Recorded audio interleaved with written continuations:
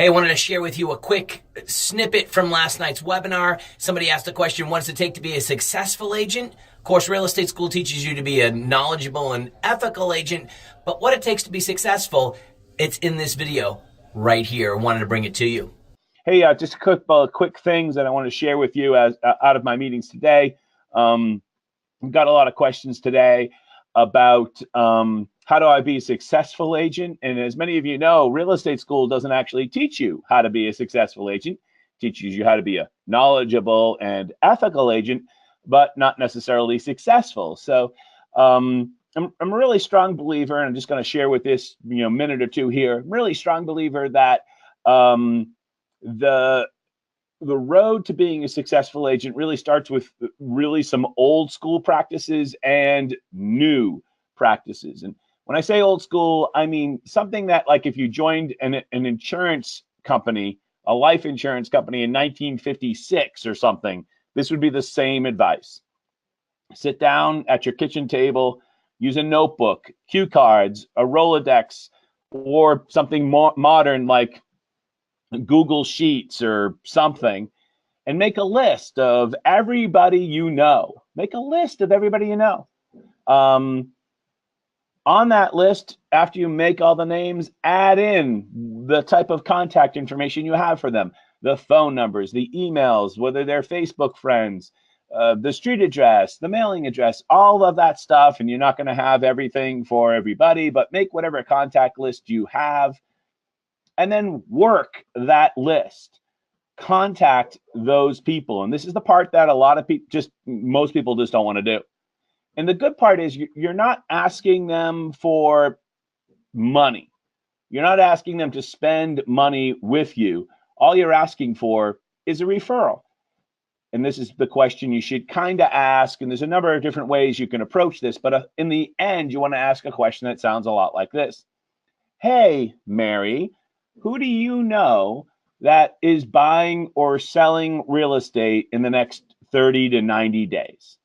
And if you do that often enough, then eventually you're going to get referrals. By the way, it doesn't hurt to kind of give some referrals along the way. If you want to get, you got to give. So whenever you're in a position to give out the name of your friendly plumber, or give out, send somebody else business, that's always a good way to get business too. But ask that question, whether you can do it every day, 5 people or 55 people, whatever you can accomplish on any given day, do that every day.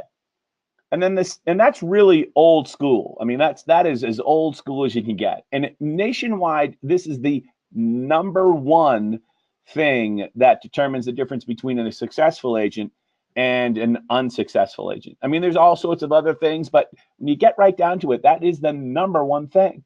And a lot of people, they just don't want to do it.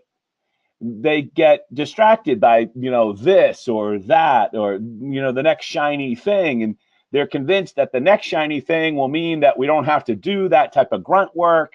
And there are no shortcuts. So you'll waste money on that when you could have been making phone calls or sending Facebook messages or Instagram messages or whatever, instead of, just grinding it out. Second, you should be creating, and this is kind of more modern day, 2018 stuff, you should be creating great content that is local. Create the North Falmouth Real Estate Podcast. Do it every week for a year.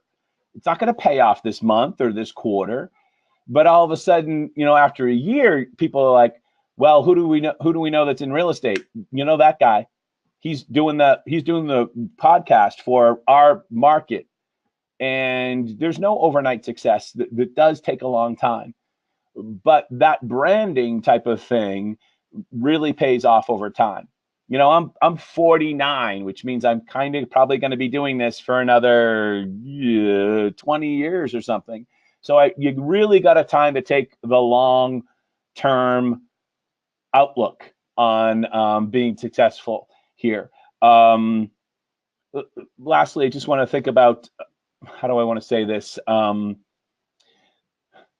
don't get too hung up on whether, you only have 3 viewers now. That's not really important, or 3 people who actually listen to your podcast. That's not really important. They have to be the right viewers or the right listeners. And this is how it works. You call up your friend Mary. Hey, Mary, can you give me a referral? Mary says, well, I don't have one right now. But then like a week later, she refers you to her friend. And then your friend looks you up. And if you have no content, they're not going to be very impressed. But if they do look you up and all of a sudden you have, the North Falmouth Real Estate Report that you publish every Friday afternoon, that verifies you. That's what we call social proof.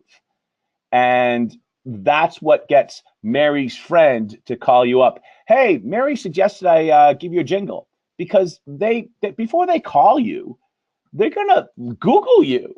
And getting that verification because you have some legitimate content, either in audio format, written format, or video format, is you put those 2 things together, the old school and the new school, and you're going to do well if you stick with it.